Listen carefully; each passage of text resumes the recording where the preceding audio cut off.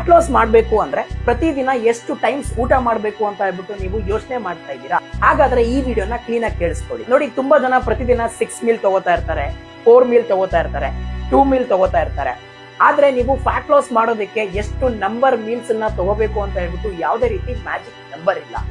ನೀವು fat loss ಮಾಡಬೇಕು ಅಂದ್ರೆ ಕ್ಯಾಲೋರಿ ಡೆಫಿಸಿಟ್ ಅಲ್ಲಿ ಡಯಟ್ ನ ಮಾಡಬೇಕು. ಅದೇ ನೀವು ವೆಯ್ಟ್ ಗೇನ್ ಮಾಡಬೇಕು ಅಂದ್ರೆ ಕ್ಯಾಲೋರಿ ಸರ್ಪ್ಲಸ್ ಅಲ್ಲಿ ಡಯಟ್ ಮಾಡಬೇಕು. ಯಾರಿಗೆ ಎಪಿಟೈಟ್ ಲೆವೆಲ್ ಕಡಿಮೆ ಇರುತ್ತೋ ಅವ್ರು ಪ್ರತಿದಿನ ಸ್ವಲ್ಪ ಸ್ವಲ್ಪ ಊಟ ಮಾಡ್ತಾ ಇರ್ತಾರೆ, ಹಾಗಾಗಿ 4 ರಿಂದ 5 ಮೀಲ್ ಅನ್ನ ಕನ್ಸ್ಯೂಮ್ ಮಾಡ್ತಾರೆ. ಅದೇ ಯಾರಿಗೆ ಎಪಿಟೈಟ್ ಲೆವೆಲ್ ಜಾಸ್ತಿ ಇರುತ್ತೋ ಅವರು ಪ್ರತಿದಿನ ಜಾಸ್ತಿ ಊಟ ಮಾಡ್ತಾ ಇರ್ತಾರೆ, ಅಂದ್ರೆ 2 ರಿಂದ 3 ಮೀಲ್ ಒಳಗಡೆ ಕವರ್ ಮಾಡ್ತಾರೆ.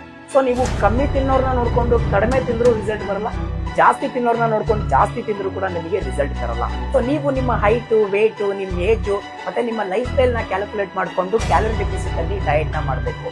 ಇದರಿಂದ ನಿಮಗೆ ರಿಸಲ್ಟ್ 100% ಬರುತ್ತೆ. ಸೊ ನೀವೇನಾದ್ರೂ ವೇಟ್ ಲಾಸ್ ಮಾಡೋದಕ್ಕೆ, ಫ್ಯಾಟ್ ಲಾಸ್ ಮಾಡೋದಕ್ಕೆ ಸ್ಟ್ರಗಲ್ ಮಾಡ್ತಾ ಇದ್ರೆ ನನ್ನ ಬಯೋದಲ್ಲಿ ಲಿಂಕ್ ಇದೆ, ಫಾರ್ಮ್ ನ ಫಿಲ್ ಮಾಡಿ ವಾಟ್ಸ್ಆಪ್ ಅಲ್ಲಿ ಡೀಟೇಲ್ಸ್ ನ ಶೇರ್ ಮಾಡಿ.